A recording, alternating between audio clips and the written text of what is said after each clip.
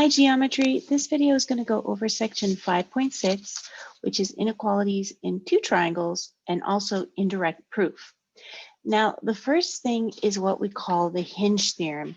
And I want to go to a picture on GeoGebra to help kind of illustrate the hinge theorem.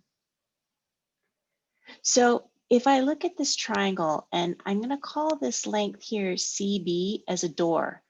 So just imagine as I open the door, notice as I swing the door open, the wider or larger this angle is right here as I'm opening a door.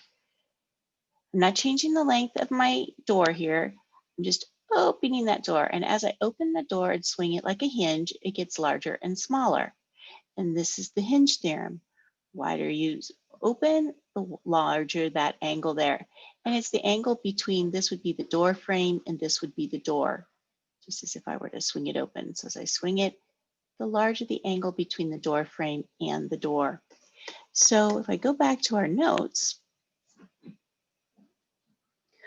we have the hinge theorem, and the hinge theorem states that if two sides of one triangle are congruent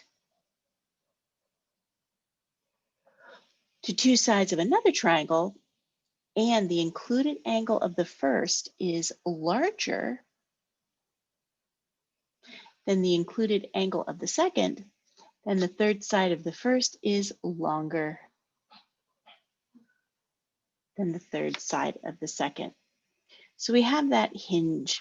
The larger the angle, the larger the side. The smaller the angle,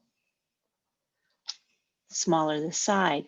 So between these two, because 88 degrees here, I know that WX is going to be greater than that length of ST. Now the converse of it is, if two sides of one triangle are congruent to two sides of another triangle, and the third side of the first is longer than the third side of the second, then the included angle of the first is going to be larger than the included angle of the second. So what I'm imagining is these two side lengths are congruent. So imagine this is my door I'm opening, and the more I open it, the larger that side is. So here it's not opened this far, so that angle is smaller. So the measure of angle C is going to be greater than the measure of angle F. And it has to do with these guys being congruent sides. So given that angle, or excuse me, given the side length BC is congruent to side length DC, how does, and we're going to switch this angle right here, how does angle ACB compare to angle ACD? So we're looking at angle ACB and angle ACD. So we're looking at these angles right here. So because this is congruent, as well as they share this side, I'm able to use these lengths to help me determine which angle is larger. And I'm looking at two separate triangles. So if I just color one yellow here so you can see, and then here is the second one here. So because 16 is larger or greater than 15, that means that my angle, the measure of my angle ACB is going to be greater than the measure of angle ACD. And that's because they have two congruent sides, and we're looking at the angle between these two congruent sides, which affects the length here. The more it's open, the larger this angle is. Let's look at another one. So we have two runners start together and run in opposite directions. Each one goes 1.5 miles. They change direction and go 2.4 miles. The first runner starts due north and turns 100 degrees towards the east. The other runner starts due south and he turns or she turns 130 degrees towards the west. So you're seeing these are kind of the way they're turning here. So both runners return to the same starting point. Which runner ran farther, and explain? Well, they both ran 1.5, and they both ran 2.4 miles here. So we're looking at then which of these two angles are larger. So this is telling me it's 130 degrees, and this makes a straight line. So this would have to, when I add it to 130 degrees, make 180. So this angle here would be 50 degrees. Now the second one went 100 degrees, and I need to know this rest of the angle to make a straight line of 180, and this one is 80 degrees. So that means that the measure of angle here, well, hold on. I know that 80 degrees is greater than 50 degrees. So I know that runner 1 ran further or farther than runner 2. So for example, by the hinge theorem,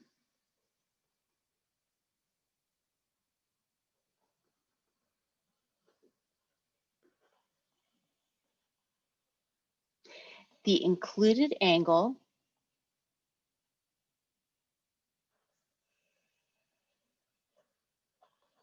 for runner 1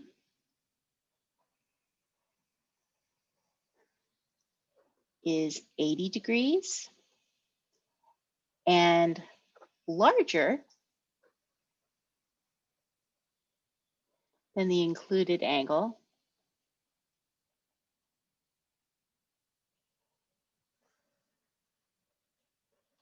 for runner 2,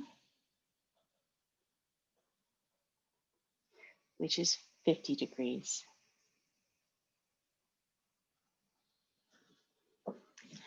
Now, the second part to this particular section is what we call an indirect proof. And in an indirect proof, you start by making the temporary assumption that the desired conclusion is false. By then showing that this assumption leads to a logical impossibility,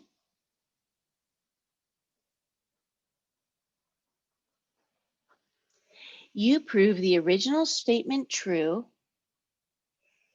by contradiction.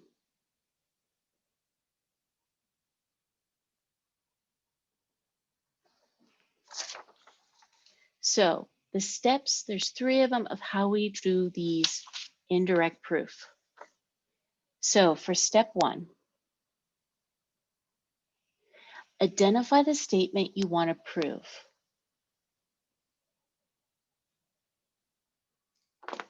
Now this is something new, is that we assume temporarily that this statement is false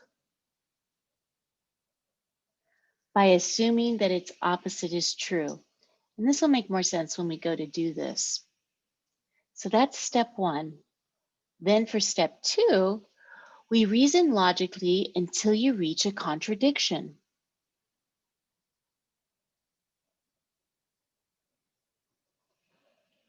And then lastly, the last step, step 3, we're going to point out that the desired conclusion must be true because the contradiction proves the temporary assumption is false. So we're going to try 2. We're going to do one algebraic and one geometric indirect proof. So the first one we're going to do is we're going to write a proof that's indirect to show that the sum of 2 odd numbers is even. So we're given A and B are odd numbers, and we're going to prove A plus B is an even number. So we're proving this A plus B is an even. So what we're going to do is assume the contradiction of this. Temporarily, it's false. So we're going to assume if it's something, if the sum of 2 numbers is not even, then that would mean that they are odd. So what we're going to do is we're going to assume A plus B is an odd number. And we're going to prove that's false, and that will prove then that A plus B is even. So we have our proof. So the first thing we're going to do is we're going to assume, that's the first thing we're doing, we are going to assume that A plus B is an odd number.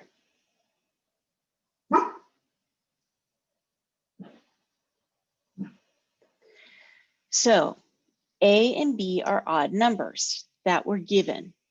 So if A and B are odd numbers,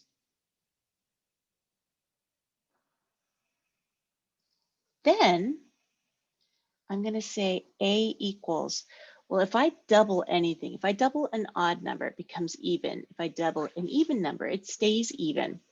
So if I assume that A is 2 times some amount, I must add 1 to it because an even plus 1 will make that odd.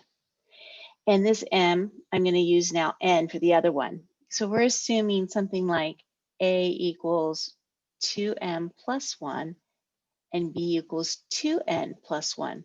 Because 2 times any number is always even. To make it odd, we add 1 more.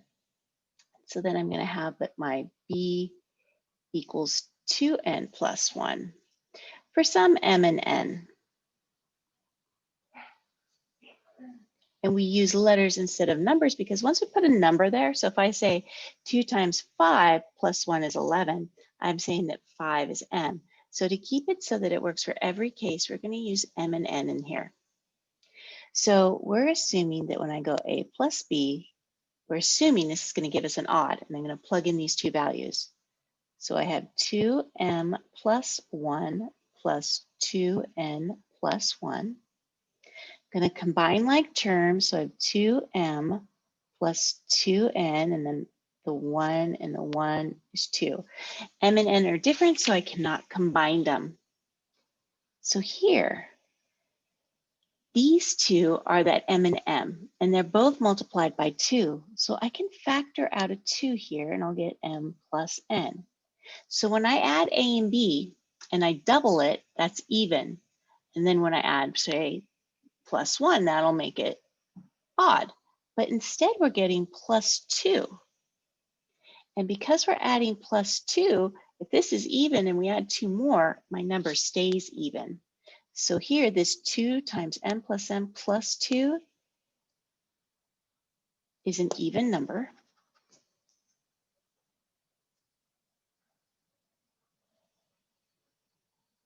So therefore, A plus B is an odd number, must be false. Because when we added 2 odds together, it became an even. So we've contradicted the statement that we assumed in the beginning. So now I can say, therefore, A plus B must be an even number. If I add 2 even numbers, I get an even number. I also know when I add 2 odd numbers, I get an even number. So that's showing you algebraic. Let's look at a geometric. So again, they're asking us to write an indirect proof. So we're going to assume the opposite. And it's an indirect proof of the converse of the hinge theorem. So this is the one where you're given 2 side lengths are congruent. Side length AB plus DE is congruent to side length BC and EF. The other thing they're telling us is that AC, so this length here, is greater than the length DF. So we're going to prove that the measure of angle B is greater than the measure of angle E. So we're going to assume instead, that the measure of angle B is actually not greater than the measure of angle E. So the opposite of being greater is it's not greater. And when we do this not greater, then that means that the measure of angle B could be less than the measure of angle E, or they could be equal. The measure of angle B equals the measure of angle E. So this gives us two cases. If we can prove that these two cases are false, then that means it has to be greater than what we're proving. So for my proof, I'm first going to assume, this is what I'm doing first, is I'm assuming, we're going to assume temporarily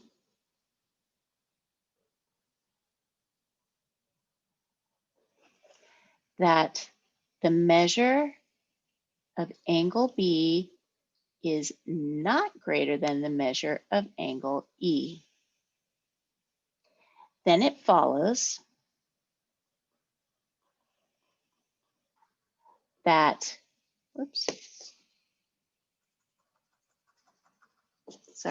then it follows that the measure of angle B is either going to be less than the measure of angle E, or the measure of angle B equals the measure of angle E. So we have two cases. We have case one and we have case two. So for case one, if the measure of angle B were less than the measure of angle E, then, so here's B, that means that that length of AC would have to be less than the length of DF by the hinge theorem. And one of the things they gave us was that AC was greater than DF. So here we've proven this case will not work. So now we're going to do the case where they're equal. So case two, if the measure of angle B equals the measure of angle E, then angle B would be congruent to angle E. So if these two are congruent, that means these two triangles are congruent. And if these two triangles are congruent, AC has to equal DF. So, and that's by SAS. So triangle ABC would be congruent to triangle DEF by the SAS congruence theorem.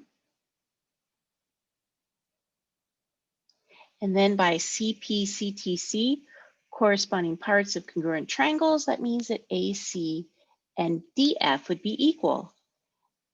And by CP/CTC, AC, that length must be equal to the length of DF. Now, we were given that AC was greater, so now this one is a contradiction. So both conclusions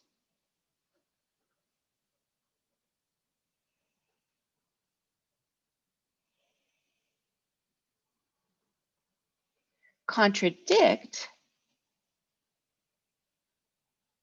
the given statement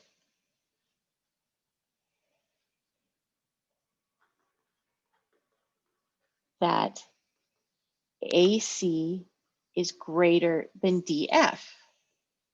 So the temporary assumption